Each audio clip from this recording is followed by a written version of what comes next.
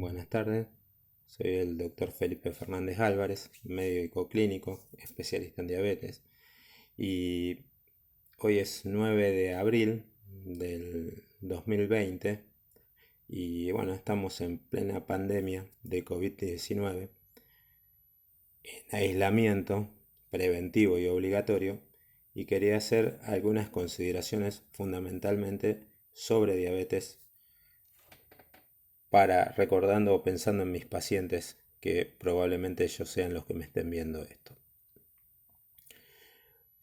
Tengamos en cuenta que la diabetes tiene una clasificación fisiopatológica, como actúa el metabolismo de los carbohidratos, la insulina y el ingreso del azúcar en sangre elevada en los tejidos.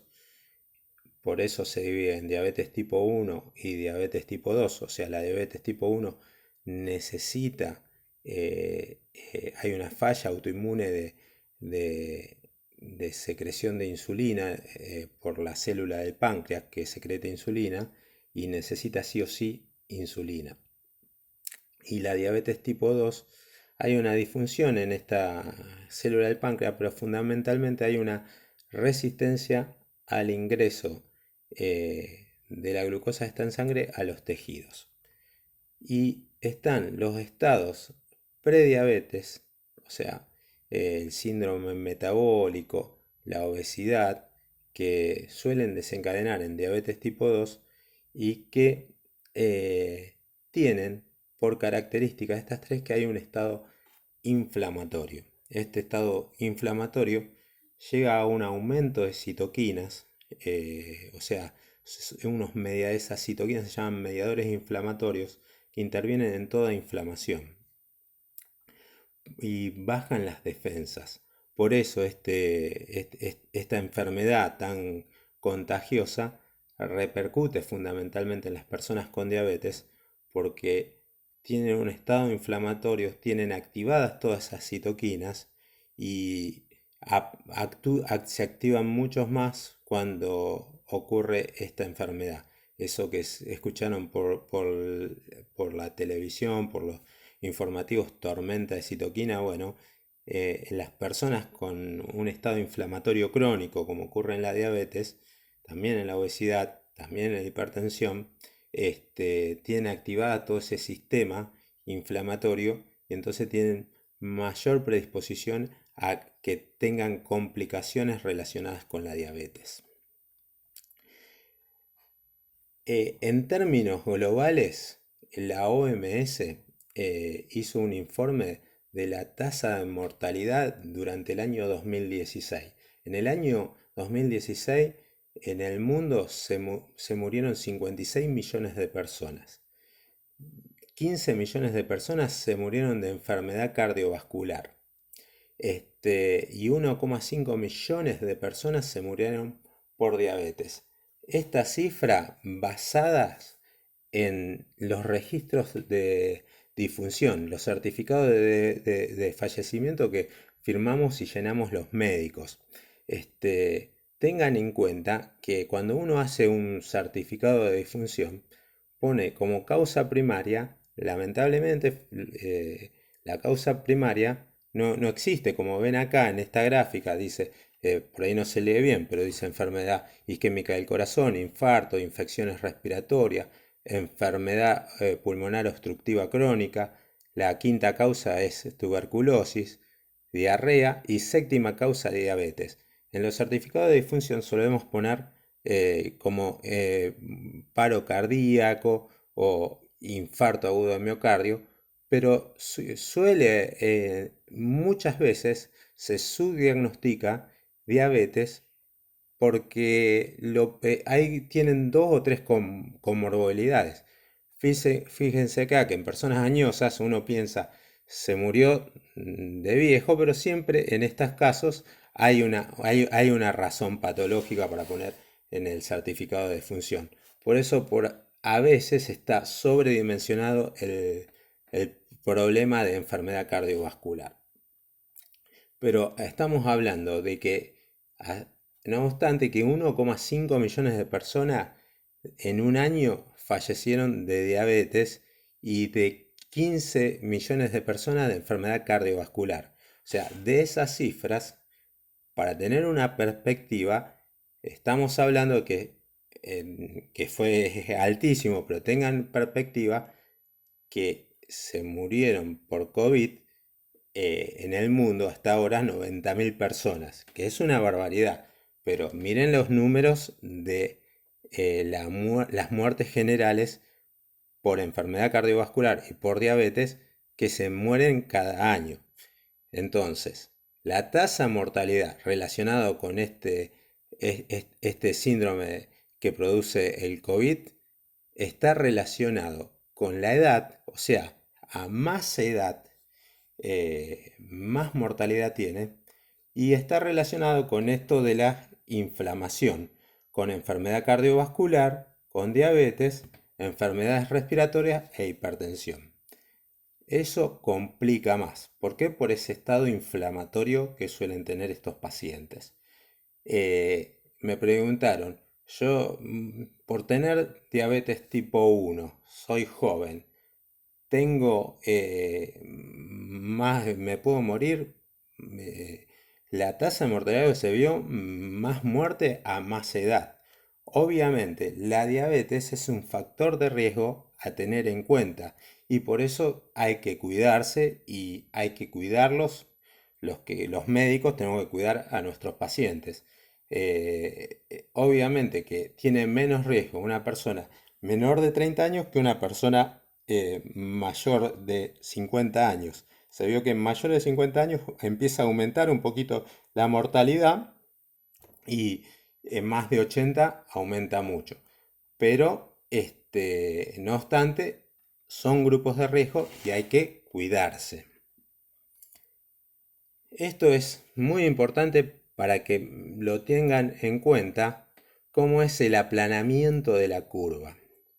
Acá tenemos una gráfica que en la ordenada tiene el número de casos y en la abscisa tiene el tiempo desde el primer caso. O sea, esto es tiempo y esto es número de casos.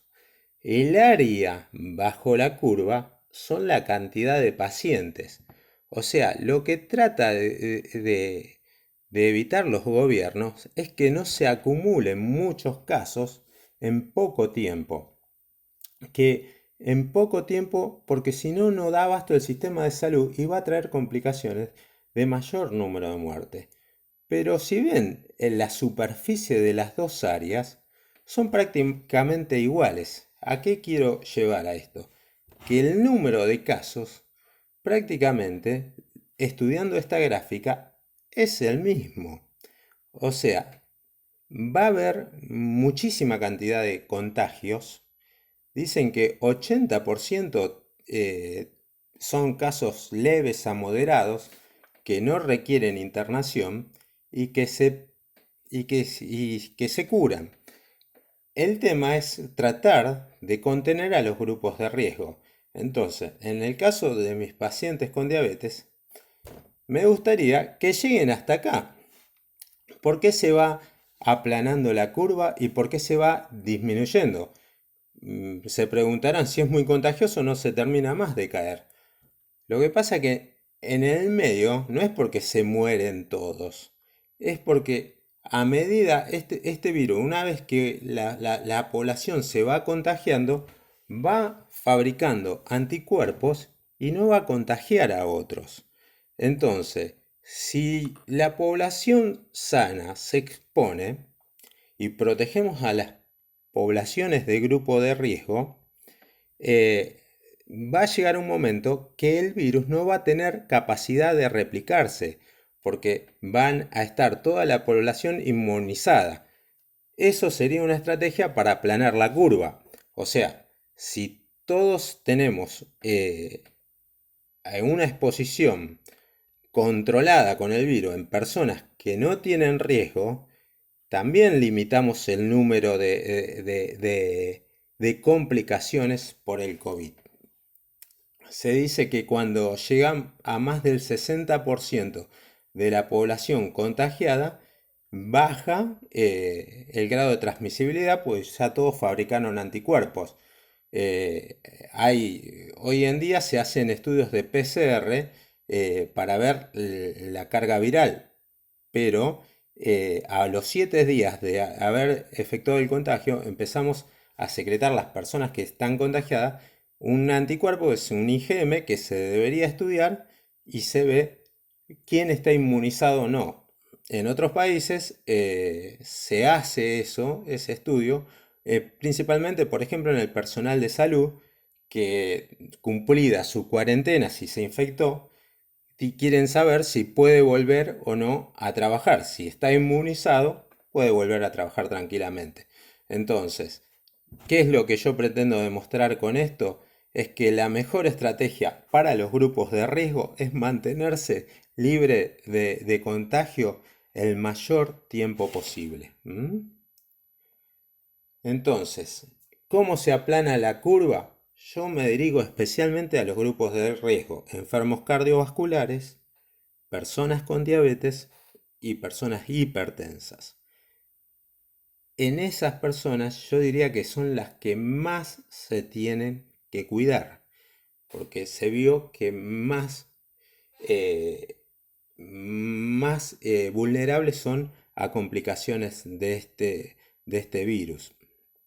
Entonces, ahí donde más que nunca funciona el quédate en casa.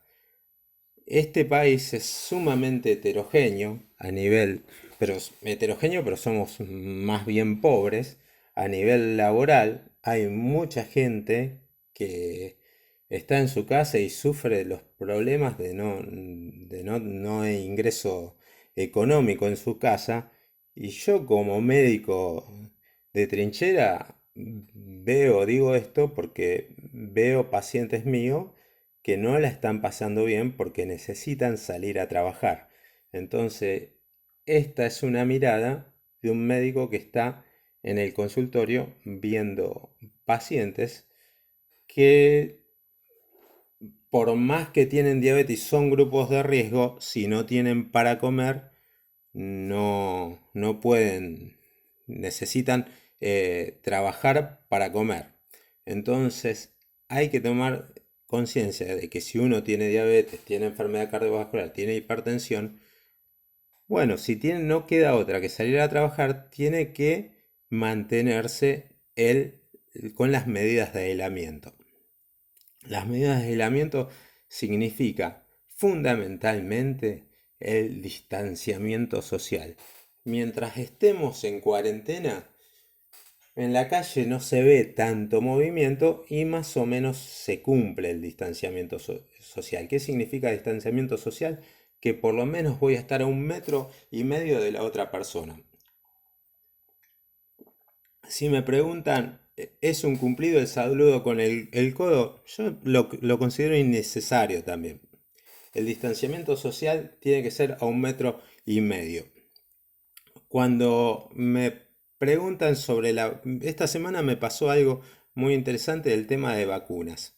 De la vacuna antigripal y la vacuna antineumocóxica. Nadie duda que es re importante. Pero, así como es importante, hay que tener mucho cuidado con agolparse haciendo una cola para ponerse una vacuna, sin respetar la medida de distanciamiento social. Eso yo lo vi, se me agolpó gente en el consultorio y me decían que en el vacunatorio había una cuadra de cola para ponerse una vacuna antigripal. Vuelvo a llevar al sentido común. Si yo respeto, tengo diabetes, o tengo EPOC, tengo lo que corresponde, pues la vacuna antigripal no va a todo el mundo, va a los grupos de riesgo. ¿Cuáles son los grupos de riesgo? Estos mismos. Diabetes, enfermedad pulmonar obstructiva crónica, enfermedad cardiovascular, enfermedad hepática, enfermedad renal o personal sanitario, embarazadas para la gripe y menores de 6 meses a 2 años. Esos son todos los que deberían tener la vacuna antigripal. Particularmente en pacientes con diabetes también, bueno, y todo eso, también la vacuna antineumocóxica también en mayores de 65 años. La vacuna antineumocóxica que se pone una dosis de Neumo 23 y pasado el año una dosis de Neumo 13 y la de Neumo 23 se repite a los 5 años. Está bien. Es una consideración muy importante que me la preguntaron y también lo vi en el consultorio. Si uno está aislado y tiene diabetes, si uno está aislado y tiene diabetes, es mucho más contagioso el virus del COVID que el de la gripe. O sea que ya no estamos previniendo para el virus de la gripe. No digo que no se la tienen que poner la vacuna, pero mantengan esos recaudos. Y después de esto, como ven, está más resaltado el lavado de manos. ¿Y cómo es el lavado de manos? El lavado de manos con agua y jabón, bien con agua y jabón, puede usar alcohol en gel, puedo diluirlo si está caro en el alcohol común, el alcohol medicinal de 96 grados. Le pongo 2/3 partes de alcohol, 1/3 de agua y me queda 70 grados y puedo limpiar eso. Es muy importante lavarse las manos. Es lo más importante de todo. Tocamos un montón de objetos y más si salimos. Si estamos adentro no es tan importante porque estamos en un lugar seguro. O sea, todo limpio, estamos en un lugar seguro. Pero cuando salimos, el lavado de manos es muy importante. Después, otras consideraciones a tener en cuenta cuando salimos. O sea, el manejar dinero. El dinero es un portador de virus, de microbios y todo eso. Por eso es bueno tener el alcohol en gel para limpiarse. Y si podemos usar la tarjeta de crédito, tarjeta de débito, mejor aún. Las llaves, los picaportes, nos sometemos a bastantes vías de contagio. El lavado de objeto. El lavado de objeto también es importante. Puede ser con alcohol líquido en proporción 70% o con agua lavandina, que 1 litro de agua lavandina comercial, lavandina común, una cucharada sopera, o sea, 10 mililitros en 1 litro de agua rinde perfectamente. Hay que limpiar todo. Una consideración de la lavandina se inactiva a las 24 horas. O sea, yo hice ese litro, limpié cuando llegué, puedo poner un trapo de piso para limpiar antes de entrar los zapatos. Si pueden usar un lugar sucio, si estoy refiriéndome al que sale a trabajar o sale a hacer una cosa y dejar todos sus objetos ahí, la llave, todo eso, en un platito y pasarle agua lavandina y limpiar todos los objetos de agua lavandina y los calzados, la suela del calzado. Eso es para su casa o su lugar de estar. He visto por televisión que hicieron una conferencia que había una recepcionista en la entrada que le limpiaba con un spray de lavandina o de alcohol los zapatos. Es un lugar que se va a deambular y se va a ir. En esos lugares se limpia con lavandina antes del acontecimiento y se limpia después. Punto. Bueno, y con respecto a los barbijos y máscaras faciales, me alegro que a nivel nación no se ha hecho una obligación. Me parece bien que se usen en tanto y en cuanto se sepan usar. Para los grupos de riesgo, creo que si van a salir, está bien que se pongan los barbijos. O sea, para las personas con diabetes que usen los barbijos, me preocupa ir a la verdulería y ver al verdulero con un barbijo que parece el espesor de un papel higiénico, todo húmedo por su aliento, por sus secreciones salivales y vendiendo la verdura. Eso realmente me pareció complicado. Tenemos una población muy heterogénea y educar respecto a eso es bastante difícil. Por eso yo diría que es mucho más importante el distanciamiento social, el limpiar todos los objetos, eh, que el uso de barbijo de manera obligatoria. Sí, mantener si uno necesita estar a una distancia, más cercana por una cajera de supermercado o alguna cosa, esa persona sí usar un barbijo. Y los pacientes con diabetes, con enfermedad cardiovascular, me parece bien usar un barbijo. No es fácil tener un barbijo.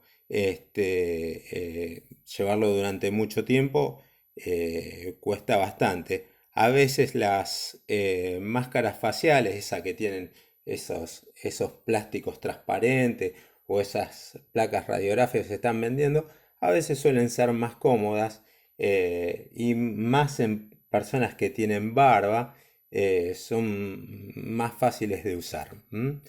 Bueno, básicamente esos son los cuidados. Después el tema del control de la glicemia y todas esas cosas, en el video anterior está todo. Bueno, espero que le haya gustado y le mando un abrazo grande.